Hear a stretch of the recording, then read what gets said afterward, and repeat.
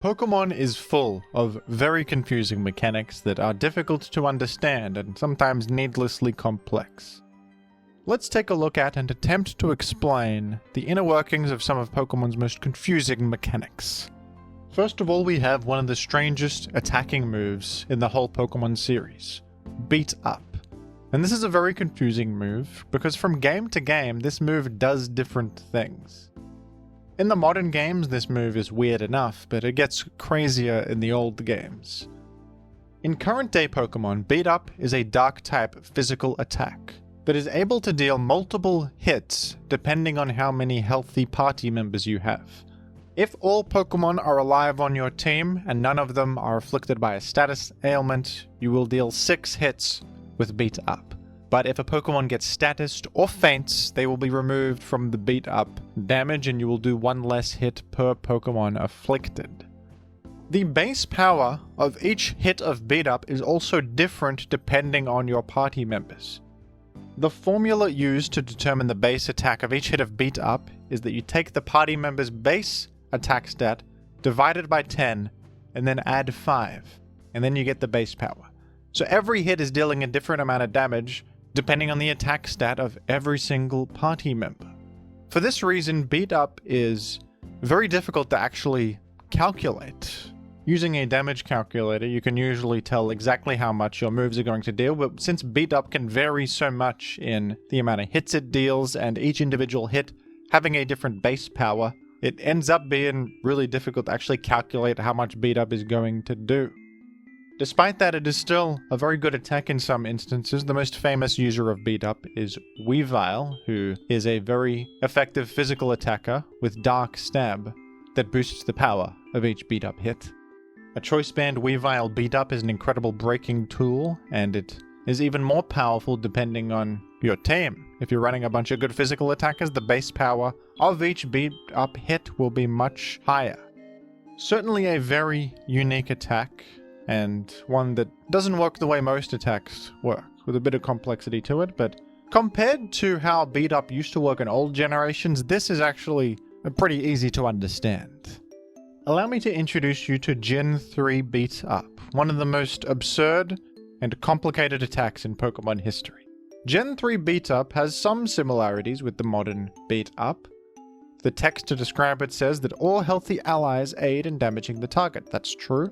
If an ally is statused or has fainted, they will not contribute to the Beat Up attack, but there is a lot different about Gen 3 Beat Up. Now you'll notice that this is a Dark-type attack, and back in Gen 3, Dark-type attacks could only be special.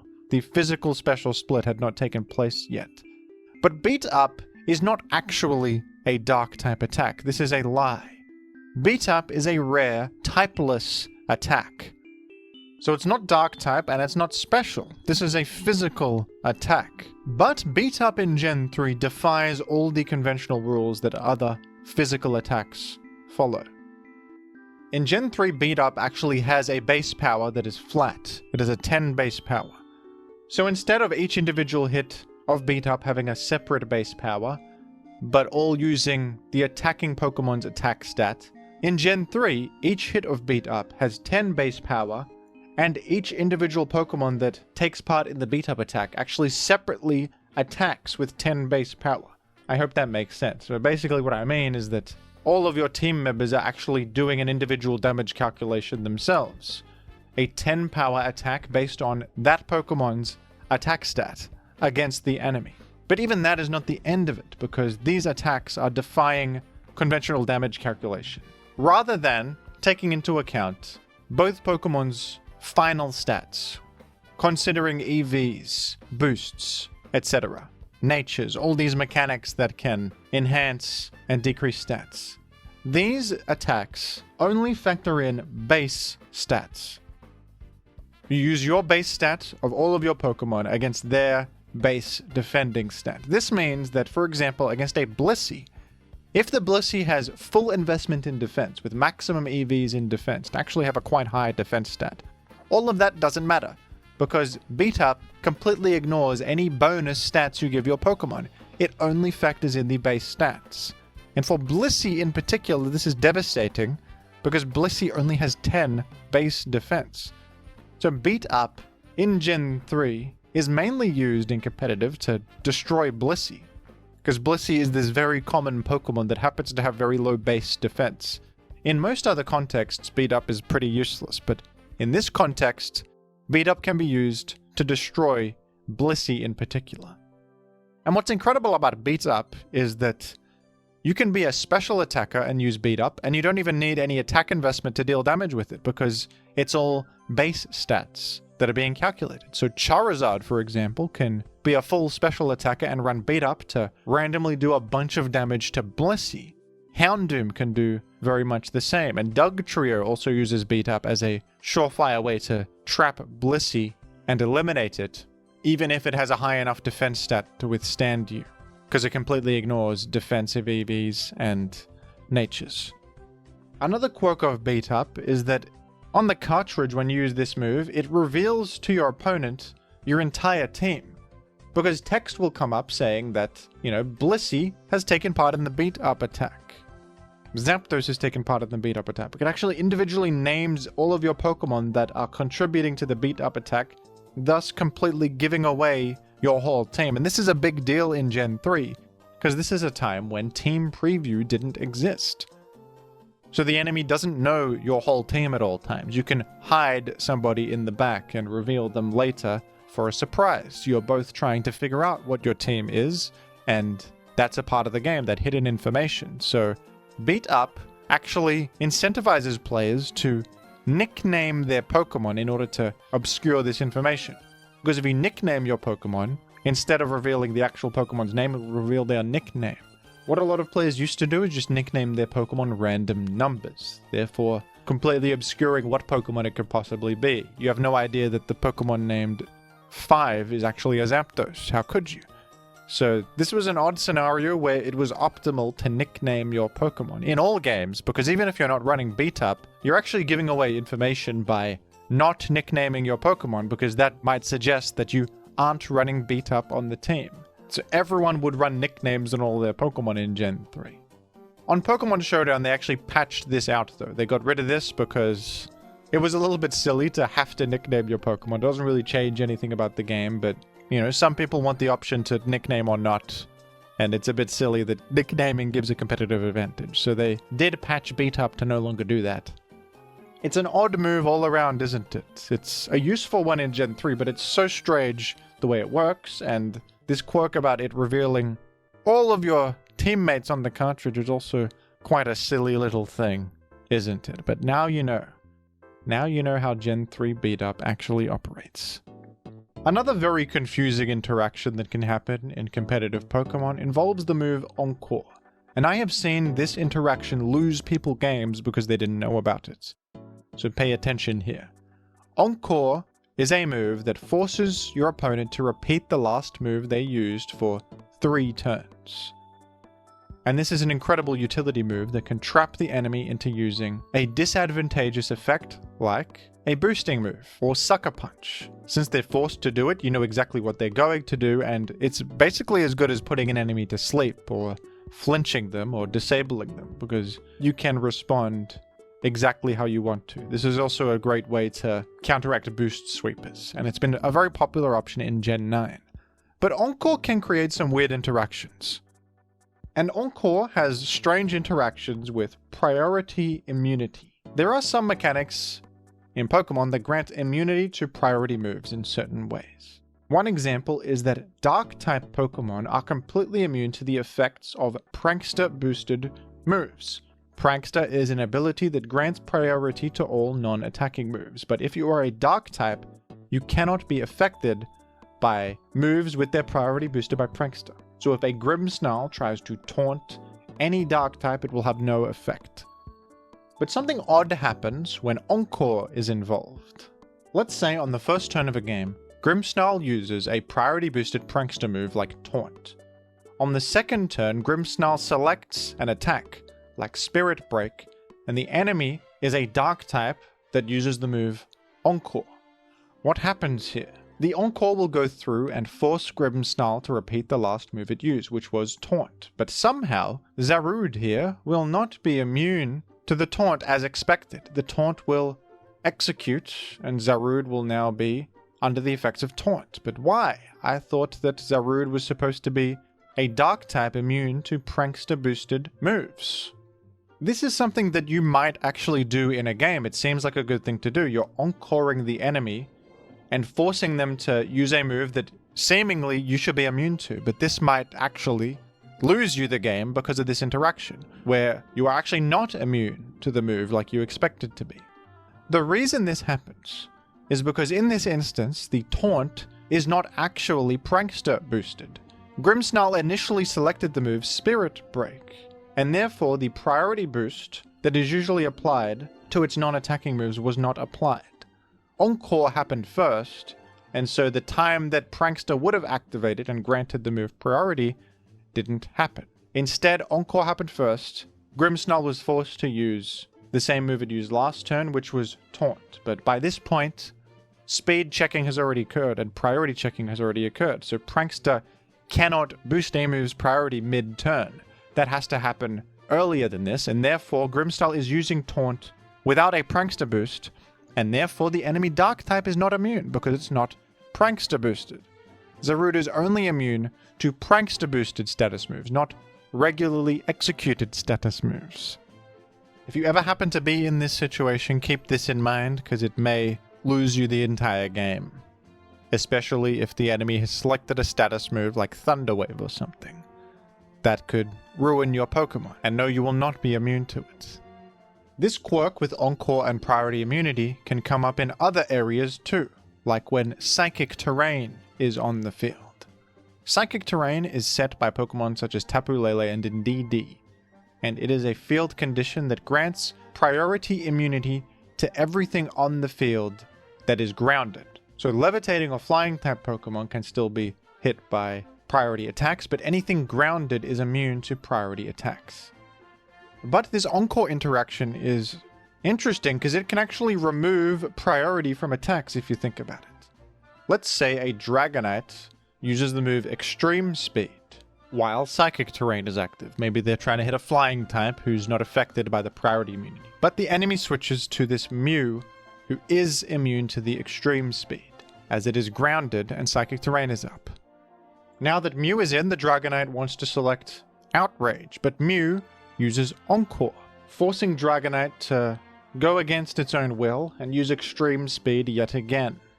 But because it has executed Extreme Speed mid-turn, the priority is not in effect, and Extreme Speed will actually attack Mew despite being a priority move. In this situation, the priority has been stripped from the move because of Encore forcing it to be executed mid-turn. But what's also interesting is that now that Dragonite is locked into Extreme Speed, thanks to Encore, if it executes Extreme Speed itself, the Psychic Terrain priority immunity will still activate and Mew will take 0 damage.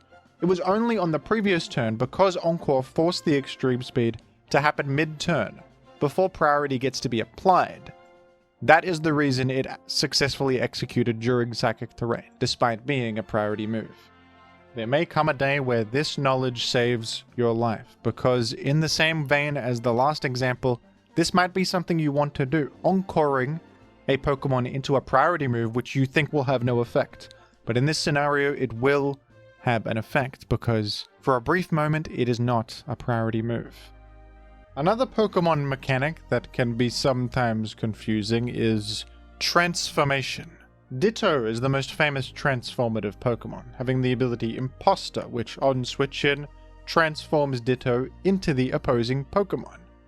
Other Pokemon that can transform include Mew and Smeargle, with the status move Transform, which has the same effect as Imposter. And Transformation is an interesting mechanic. You become a pretty close copy of the opposing Pokemon you are facing. You have all of their same stats for the most part, and you also copy their stat stage changes and other effects, like maybe they have Leech Seed on them. You will copy that as well. You copy most of what they have going on, except for HP. Your HP will be the same as your actual base HP. In the event of Ditto, this is a bit of a disaster because Ditto only has 48 base HP. So if you copy a Dragapult, you'll basically be having all the same base stats, but You have 48 base HP, making you a little bit defensively weaker, well, quite a lot defensively weaker actually, than the copied Pokemon. Something that you also don't copy is the PP of opposing moves. Instead, Ditto's copied moves will have 5 PP on all of them as a flat amount. What's nice though is if you switch out and back in and transform into something again, the PP is refreshed. So Ditto in some instances can have effectively infinite PP. But there are some moves that interact oddly with transform and might yield some results you were not expecting. If you transform into a Pokemon with the move Hidden Power in older generations, your Hidden Power type probably will not match their Hidden Power type. Hidden Power is a move that hasn't existed since the Gen 8 games, but in older games, the type and power of this move would vary based on your Pokemon's IVs, which are hidden values that determine your stats. Based on the combination of all of your different IVs and what their values are, Hidden Power could change its type and act as a form of universal coverage. This is pretty hard to get your desired Hidden Power type on cartridge, but on simulators you just click a button and it will modify the IVs such that you have the desired type. It's a pretty cool mechanic that lets you get a weak but universal coverage option to round out your set or target something specific. But because Hidden Power is based on the Pokemon's IVs, Ditto, when it copies another Pokemon, will not share the same Hidden Power type that they do necessarily, because this is something that Ditto does not actually copy. When you transform into an enemy and they have Hidden Power on their moveset, your Hidden Power's type will be based on your Ditto's IVs, not the enemy's IVs, and this can be a big problem. For example, maybe you copy a Landorus Therian and you know they have Hidden Power Ice, so you're thinking, oh, now I can use their Hidden Power Ice against them, but unfortunately as soon as you copy them, your Hidden Power is something like Dragon or something completely useless, and now you're in a terrible position. For this reason, if you're using Ditto in an older generation, it can be advantageous to give it IVs that give you a generally good Hidden Power type, or in some instances, a favorable Hidden Power type compared to the enemy. One cool example is maybe you're up against a Heatran, and the Heatran is running Hidden Power Ice as coverage for Landorus. You copy the Heatran, but your IVs are for Hidden Power Ground. Maybe this Heatran is not carrying Earth Power and they don't expect you to have ground coverage, and you catch them completely off guard with Hidden Power Ground on your Ditto. This is very specific, this probably wouldn't come up, but it's just one example of a way that you can use Ditto to gain a Hidden Power type that isn't an exact copy but might be useful. Usually I think Ditto wants to run Hidden Power Ice or Fire, the most common and widely usable Hidden Power types, but maybe if you want to target some specific thing and use a Hidden Power type that matches up well against that, this is something available to you. Another move that interacts in unexpected ways with transformation is Arceus's signature move, Judgment. Judgment is a move that by default is a 100 power special attack, but depending on what type item Arceus is holding, it changes to match the type of the Arceus. So somewhere where this could screw you over is if you send in your Ditto against an Arceus Ghost, expecting to copy their Ghost type Judgment and hit them super effectively. But you'll be in for a rude awakening when you notice that your Judgment is normal type, not Ghost type. This is because even though you're copying the enemy, the typing of the attack Judgment requires you to hold the specific plate, even as a copy. So you will just have the base version of Judgment rather than the modified version of Judgment based on the plate. If for some reason Ditto was holding a plate, it would actually change the type of Judgment no matter what Arceus it's copying as well. If you, for example, had a Toxic plate, the poison type plate, and you switch in against an Arceus Fairy, you will actually have poison type Judgment, which in this instance would be pretty nice to have. That is so specific that you probably wouldn't do that, but this is something you can do. This is how it works. This interaction comes up a lot in Hackmons, where more Pokemon than just Arceus can learn Judgment, and also more Pokemon can get Imposter. Imposter Chansey is one of the best Pokemon in balanced Hackmons, and A great way to imposter-proof your Pokemon is by giving them Judgment and a type plate, because this means that Chansey cannot copy Judgment, especially against Ghost types, as the Judgment will be normal type and they will be immune. But there have been Ballantacmon players that actually run the Spooky plate to counteract this mechanic and copy the correct Judgment, hitting the enemy with an unexpected Ghost move, resulting in their demise. Now, the final mechanic here is one that is so unlikely to come up in a game that it's almost not worth mentioning, but there actually was a documented example of this losing someone a game, and it's a mechanic that I had previously never seen before, so I thought I'd include it because it's a crazy one. The Reddit user MisterJunkins 3 years ago posted on the Stunfisk subreddit what exactly happened here with a screenshot of a battle. They're playing the format Hackmon's Cup, which is a format where your team is completely randomized and every Pokemon can have any possible move in the game as well as any ability, even if these are impossible to obtain normally on cartridge. In this instance, MisterJunkins had a Curlier with the ability Libero. Libero is Cinderace's ability, and it has the incredible effect of transforming your Pokemon into the type of the move that they use. This Curlier also happened to have the move Curse, and there is a pretty insane interaction between Curse and Libero that came up in this very battle. Curse is a move that has 2 different effects depending on what type you are. If you are not a Ghost type, Curse is just a boosting move. It grants +1 attack and defense at the cost of -1 speed, and historically it's been a great boosting option on bulky Pokemon. If you are a Ghost type, however, Curse has a different effect.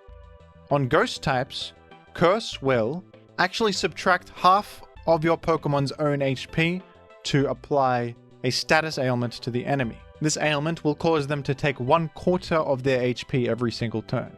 So it's a high risk, high reward maneuver. You're sacrificing half of your HP to apply this crippling effect to the enemy.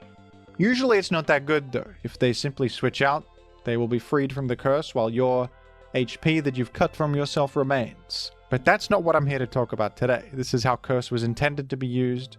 But what if you use Curse and you have the ability Libero? Well, this is strange, isn't it? Because Curlier with Libero and Curse in this Hackmon's Cup situation started out not being a Ghost type. It's a Psychic Fairy type, so it should be able to use Curse in most scenarios and just gain the attack and defense boost. But because of Libero, it uses Curse and transforms into a Ghost type, therefore executing the Ghost type version of Curse, which cuts its own HP. But then something absurd happens that I don't know if I can explain with logic. Instead of applying the status ailment to the enemy like normal Ghost types do when they use Curse, for some reason, Curlier afflicts itself with the status ailment. So this is just a complete disaster. Curlier has cut half of its HP, and now it is taking 1/4 of its HP every turn. And I have no clue why it has applied the status ailment to Curlier itself and not the opponent, as it should have. Why in the world has this happened? Well, the reason this has happened, and this is unbelievable, is that when Curse was first selected, Curlier was not a Ghost type, and therefore it was using a boosting move. And boosting moves are moves that target yourself. You are applying the effect to yourself.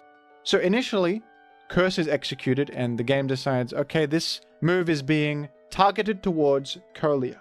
Then Curse changes its effect mid-turn because Curse is a Ghost type move and therefore Libero activates, turning Curlier into a Ghost type and executing the Ghost type version of Curse, which halves Curlier's HP. But because initially it was decided that Curlier is targeting itself because of the fact that it was not a Ghost type at the start of the turn, Curlier then inflicts itself with its own Curse. This is clearly a mechanic that is not supposed to come up, because no Pokemon with Libero or Protean can learn Curse, but in this instance, in the Hackmon's Cup format, this Curlier had the worst day of its entire life here.